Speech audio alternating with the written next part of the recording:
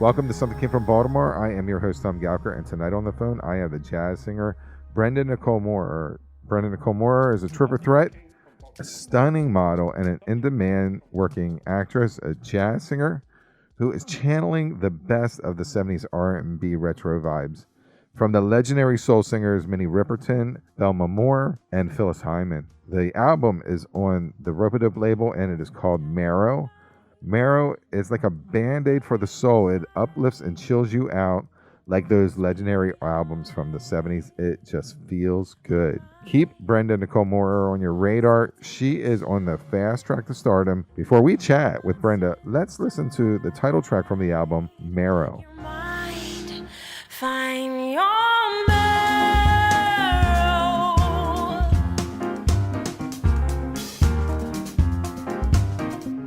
Somewhere inside there is a light that shines for you. So true. Don't let the dark cover your light.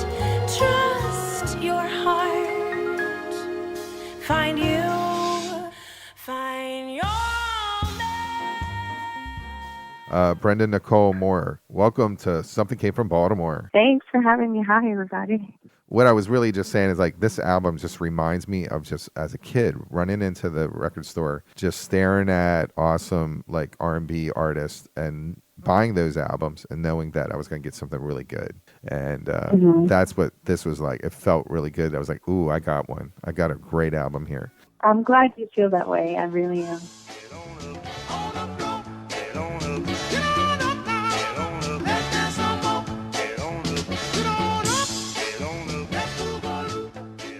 Grandfather was in the Esquires. And So the original group was Betty Moore and three brothers, which was Albert, my grandfather, Gilbert, and Sam. And Betty eventually left the group, but she still put out some music on her own. That's really awesome. I didn't actually start singing until I was about 11. They would force me to dance. They thought that's what I was going to do because I'm tall and thin. But I was always so shy to sing around them because there's so many amazing singers in the family. And I mean, they would, all the time have at barbecues put you on the spot and be like, do your thing, do your thing. And so it wasn't until I was 11 where I got the courage to actually sing for my family. And they kind of just took it from there. My dad was a singer and piano player too. Or still is. He doesn't really do it at all professionally. Taught me how to write songs, and I learned a lot from him and my grandfather. Obviously, music is a big deal, and I started writing down female artists that I felt from the 70s kind of fit in the pocket of what you sound like. Kind of curious if there was music in the house. What was the family playing? Like, what female like R&B artists or jazz artists was in the house that you respected? For sure, the Emotions, Minnie Riperton, Sarah Vaughan, Billie Holiday. But I think as I, gravitated to my own taste in music, the Emotions and Minnie Riperton were like definitely up there. But also Phyllis Hyman and so many. There was always music going on in my house, and it's funny that you say that you can hear these 70s references because I've always thought that. Just the way that where I come from singing is from a very kind of like 70s approach, even though I'm not doing 70s music. I think just because they influenced me so much and that's what I grew up around, I think like the inflections and the way that I approach it is very much influenced by that era of music. Yeah, it's definitely a compliment because, the artists that you're talking about are like really fantastic artists. And when you look at their album cover, you know that you're getting like a quality album and you know that you're going to feel good. Melba Moore, I don't know if you're familiar with her. I was like, that's funny because that's really funny. When I first started shopping the record around, I had a big publicist company, like marketing publicist company that I was going to go with. And that was the reference that they made. And I was like, oh, wow, I had not thought of that at all. Yeah, that is my comparison to the 70s. All right, so let's talk about Troy Miller. Like, he produced Gregory Porter and Joseph Collier and Jamie Cullum, which are awesome artists. And your album and your artistry kind of fits in that pocket. So when you worked with him, how did you say, okay, I want to be me, but I also want to kind of tap into what you do? Yeah, I think Troy was very much just about not changing what we had already, because all the songs were already written. His idea was just to figure out how to make a bed for me to shine on, because there's so many instruments. There's a string quartet, there's, keys and upright bass, there's all these live instruments. And so his job was to make a palette where I wasn't being drowned by all these instruments and where I was a standout voice in telling the story of this music. So he came from an approach of helping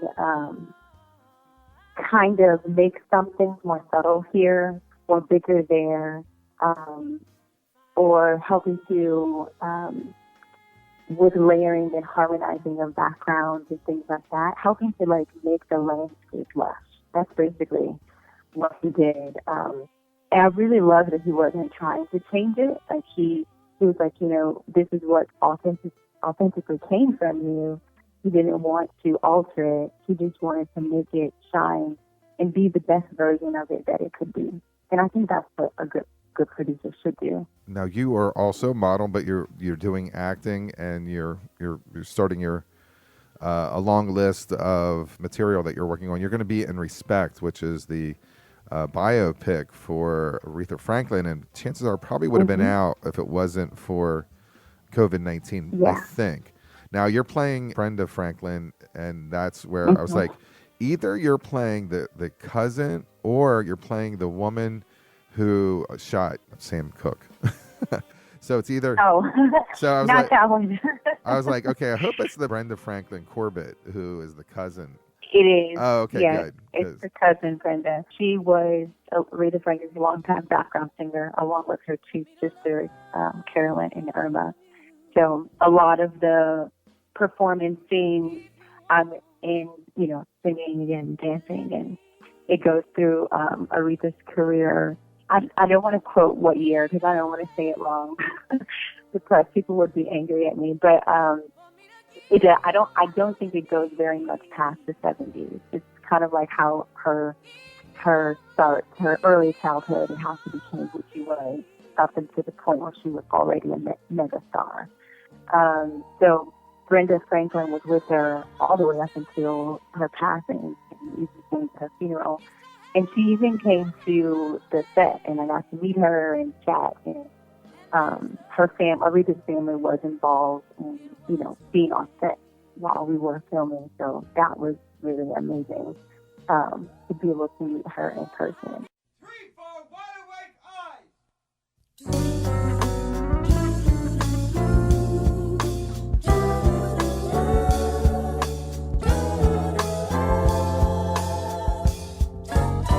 Take a little trip in your mind and explore it.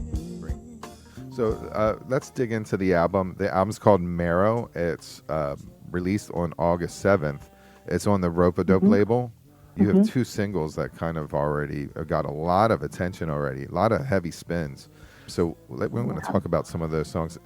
We were talking about Minnie Riperton earlier, and there's one of the songs that you released as a single is Take a Little Trip, and it was a song written by Stevie Wonder for Minnie Riperton on the Perfect Angel album. I started, oh my God, I listened to that whole album yesterday, just listening to I was like, oh, I missed this album. This is a great album. Such a great album, yeah. Yeah, how did you decide that song? It seems, in some ways, it seems really like a rarity, but it's not, because if you're a Minnie Riperton fan, that album is a great album.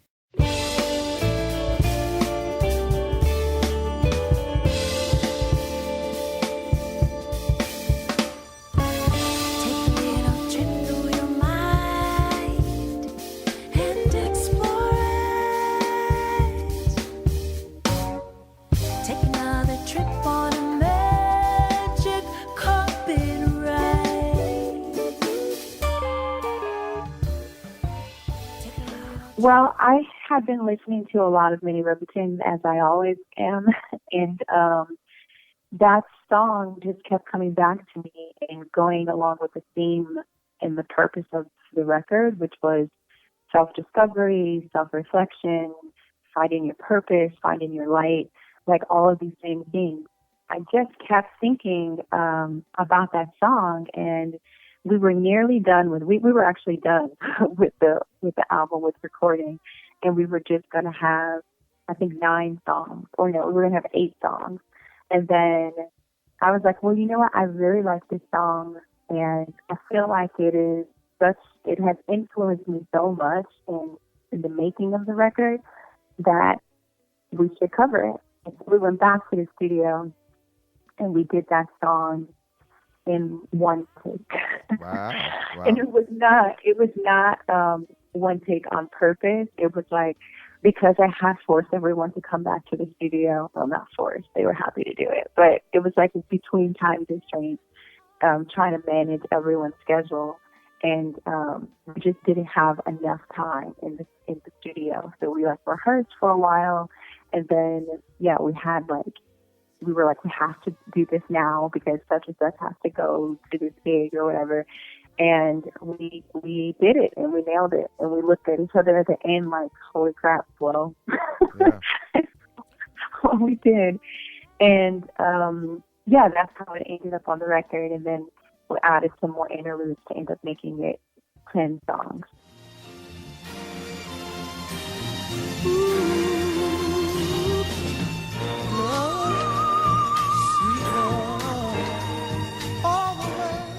Now, did you ever listen to Minnie Riperton when she sang with Rotary Connection? Do you remember that?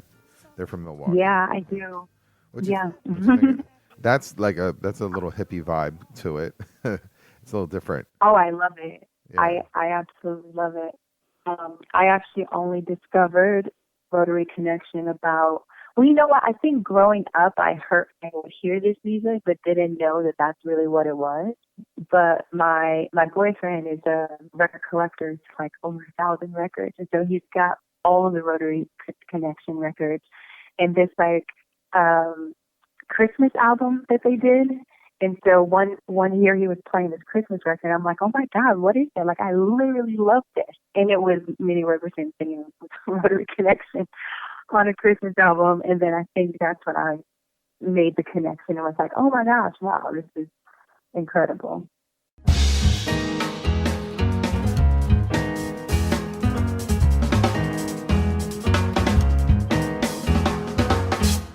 Show me the way to find you.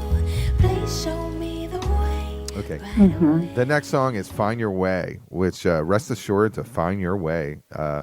Listening to the voice, the voices inside. Really a positive lyric, and it's a really cool video to go along with it. Thanks. Can you talk a little more about that song? Yeah, I think the song kind of just happened organically. Like I said, the theme, when I was sitting down writing for this album, I wasn't like, oh, this song has to be about this. I kind of just let whatever I was feeling come up, and that's what shaped the song. And a lot of times I didn't even know what the song was about until it was done. And that was one of those songs. It just sounded like, so Kenny, my keyboardist, he came up with these chords, and we were sitting in his apartment looking out the window and going through my own like period in time in my life where I was, trying to figure out what I'm supposed to be doing in my life, what my purpose was. Those words just kind of just naturally came. And the beginning of the song was meant to be kind of like a call out to whoever you want to say that call goes out to. You can say the universe or God or the creator or whatever, whatever that is for you. But literally questioning, asking, help me find my way. And then the song comes in, and it's the reassuring voice that, you will figure it out. No matter what path we take, we all have purpose. And it's as long as you are moving forward you are finding your way. You are walking in your purpose. And so, yeah, that song is one of my favorite songs on the record. And it was, the whole song was written in probably about an hour with just Timmy and I sitting in his apartment. I even wrote down that it feels like almost like hip hop, a little to me. Yeah, it has a hip hop vibe to it. And and the video kind of, just the editing of it kind of matches that. Thanks. And the video, I almost didn't shoot it because in Atlanta, the protest had started and we were on lockdown after, I think it was like after 7 o'clock. You weren't supposed to be out. And, in the midst of the pandemic, it's a really crazy time in the world, but at that particular time, it was like, oh my God, like what is even happening in the world for real? And so we almost didn't even do the video shoot because everyone was just in a weird headspace and we didn't know if it was appropriate to be doing it at that time. But I altered what the original vision for the video was, and I scaled it down to just myself and 3 ladies, and we did the whole video with just the 4 of us in a couple hours in a park. And I'm glad that we ended up doing it because we needed the creative release, and I feel like in times of stress and turmoil like it was, that is what we should be doing. We should be creating, and so we did, and I'm really proud of what we did.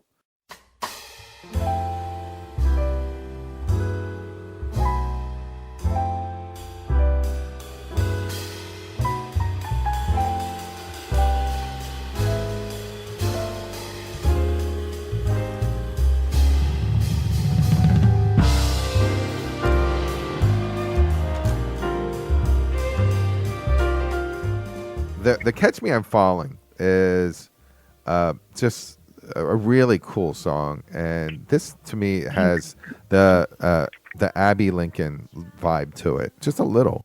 Well, that song kind of evolved over, I want to say 2 years. We kind of just originally wrote it as I had a show at City Winery. This was probably 2 or 3 years ago. And we were putting together the set list, and we wanted something that was going to be like transition music between 2 songs or something. So we wrote this little piece, and it ended up getting words to it. And there's a video somewhere of me singing like what the first version of that song was. And then it just kind of evolved from there. And then when Troy got involved with producing it, I will say that is one where the strings made a huge difference in the dynamic of the song. And it's the only kind of like love song on the record. Most of the songs are about purpose in life and more introspective. This one is just a straight up love song.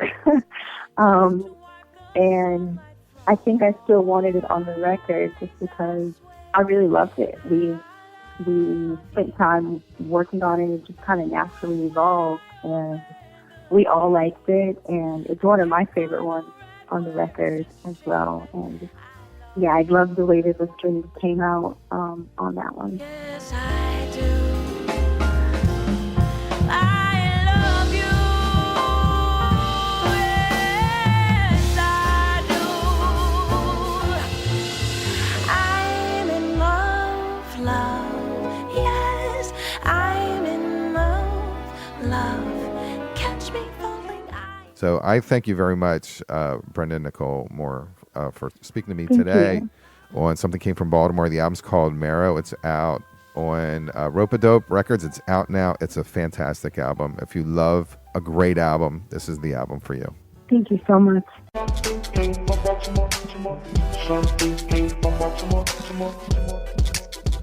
Hi, it's Tom Gouker, and I am the host of Something Came From Baltimore.